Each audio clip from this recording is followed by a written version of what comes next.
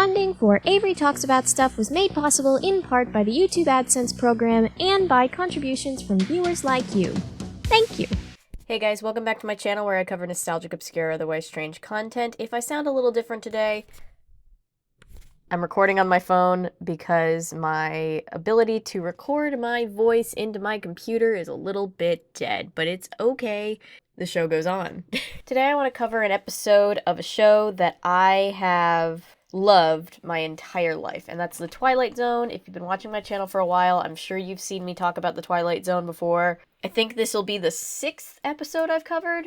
Today I'm covering a pretty famous one. A lot of people, I'm sure, will immediately recognize this, and if you don't worry, I'm gonna walk you through the entire thing. This is the episode called Eye of the Beholder from the 2nd season. It is pretty iconic for reasons that will become very apparent if you don't already know. Side note, I'm a member of something called the KTL show here in Atlanta, and we make films. We're a bunch of filmmakers. We get random rules, and we make films every week, and then we put on a big show where we play all of them. And last week, I had to recreate a scene from pre-existing like movie or TV show, and I actually recreated the famous scene from this episode. So watch to the end, and I'll put that in there for you guys to see. Shameless plug, I know, but still.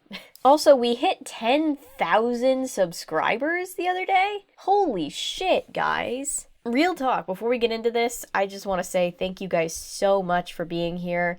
You've no idea how much I never thought this would happen. When I started YouTube, I didn't even think I'd make more than a few videos. And now here we are, and it's crazy to me. And I'm so grateful for all of you who make this community a community. And I'm just really, really excited to make more stuff for you guys. So, without further ado, here is the video. We start off with a woman in a hospital bed. She is bandaged completely. She has gone through one of many reconstructive surgeries because she has facial deformities. Oh yeah, trigger warning before we get into this. We're going to be talking a lot about body image, self-esteem, that kind of thing. So if that's something you're very sensitive to, just proceed with caution. But it's a good episode. I recommend watching it.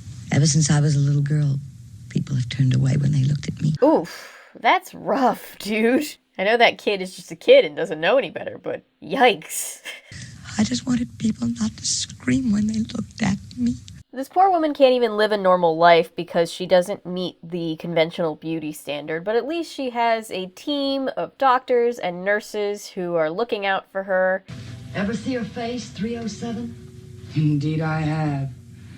If it were mine, I'd bury myself in a grave someplace. Oh my god, why would you say that? Jesus Christ. I do know, because after remaking a scene from this episode, I know too much about it. But I do know from this episode that originally the nurses and like doctors and the hospital staff were supposed to be much meaner to the patient, but they are much more empathetic in the rewrites that the script ended up going through.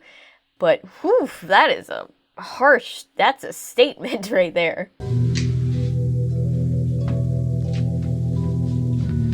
Suspended in time and space for a moment, your introduction to Miss Janet Tyler. I love the reveal of Rod Serling in this one. He just is like creeping out of the shadows. He looks so badass. I can't remember if I mentioned this in one of my previous Twilight Zone videos or not, but Rod Serling did not want to be the host. He did not think he'd be good at it, and it's just crazy to me because can you imagine the Twilight Zone without Rod Serling? We'll have those bandages off you very soon. I expect you're pretty uncomfortable. I feel very bad for this character, but I also will say when my head got wrapped up for playing this character, it's very comfortable. I had less bandages on, though, I think. I only had like one layer, not like multiple like this person has. 11 is the mandatory number of experiments. We're not permitted to do any more after 11. So there's this ominous warning that this is her 11th and final try, and they're not permitted to do any more work on her if this one doesn't work. First red flag. Each of us is afforded as much opportunity as possible to fit in with society. Second red flag to this fictional society.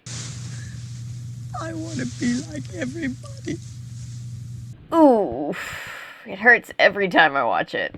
Allow you to move into a special area in which people of your kind have been congregated.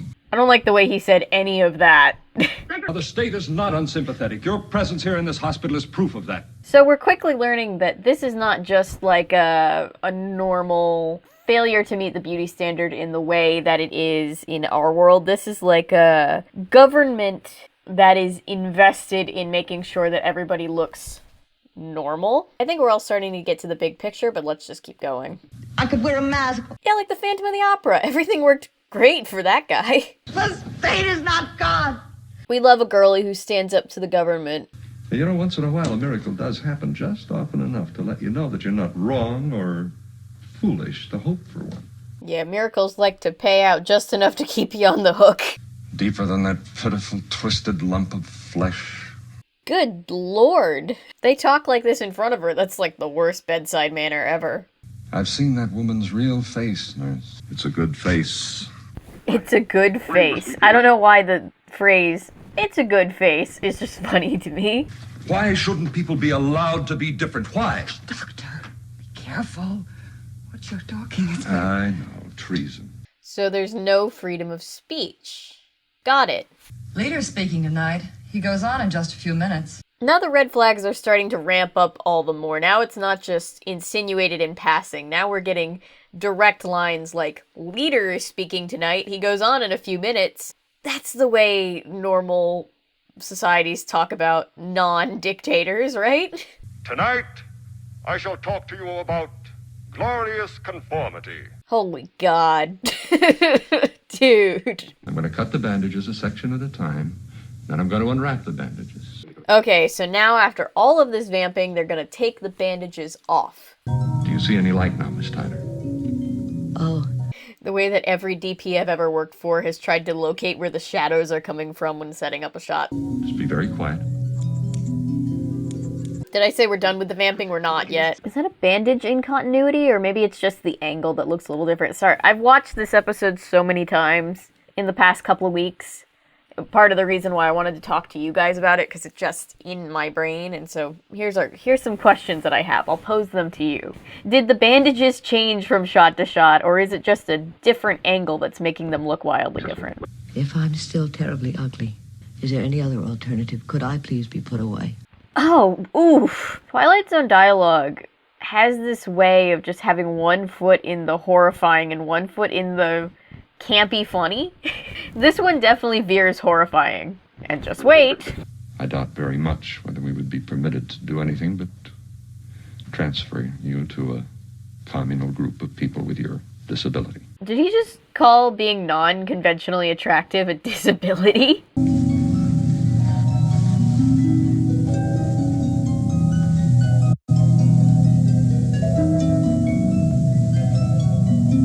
This is a scene that I remade, by the way. No change.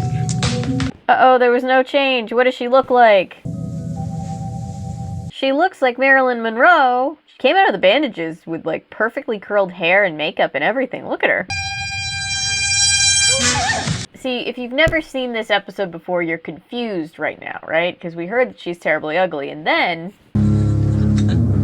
Needle, please. Yep.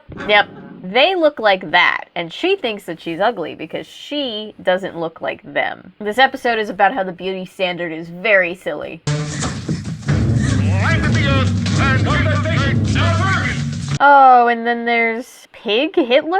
I don't know if I should say that, but that's basically what he's supposed to be. Rod Serling really loved taking shots at Hitler, because fuck him. Even simple superimposed shots like that are pretty interesting to me in old media such as this, because they didn't have the technology that we do now for editing, so anything like that they could pull off, I find it very interesting that they were able to with the gear that they had at the time. Miss Tyler, don't be afraid. He's only a representative from the group you're going to live with. So she has run directly to the guy that's going to take her away to a commune of ugly people. Mr. Walter Smith. Look, he's hot too. This episode is by Panic, minus the pig people. Well, you know, if that's what you're into. Why do we have to look like this? Why do we have to be so hot in a world full of pigs? There's an old saying, beauty is in the eye of the beholder. Tried and true saying. And I totally don't picture a beholder from D&D shooting a laser at me every time people say it. And we get one last final shot of pig people. Beauty is in the eye of the beholder. In this year or 100 years hence.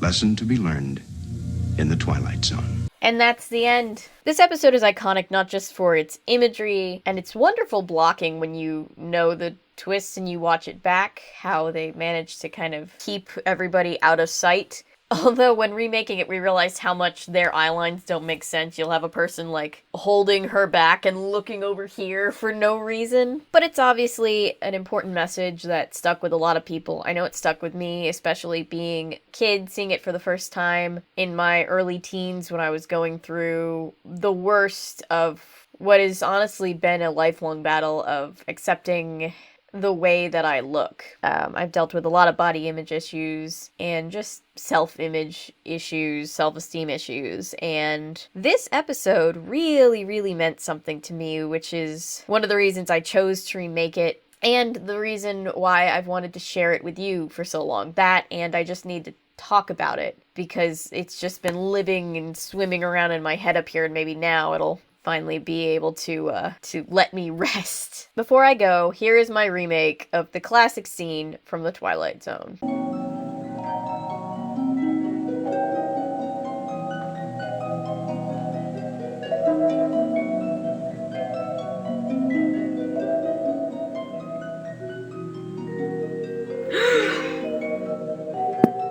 No change!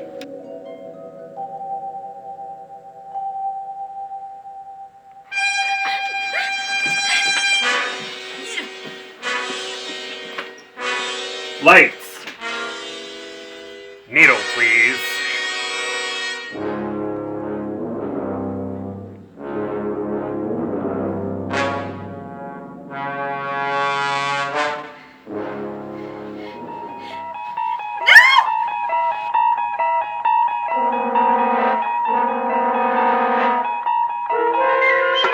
Be sure to follow me on Instagram at Avery Talks About Stuff to see all of my film work.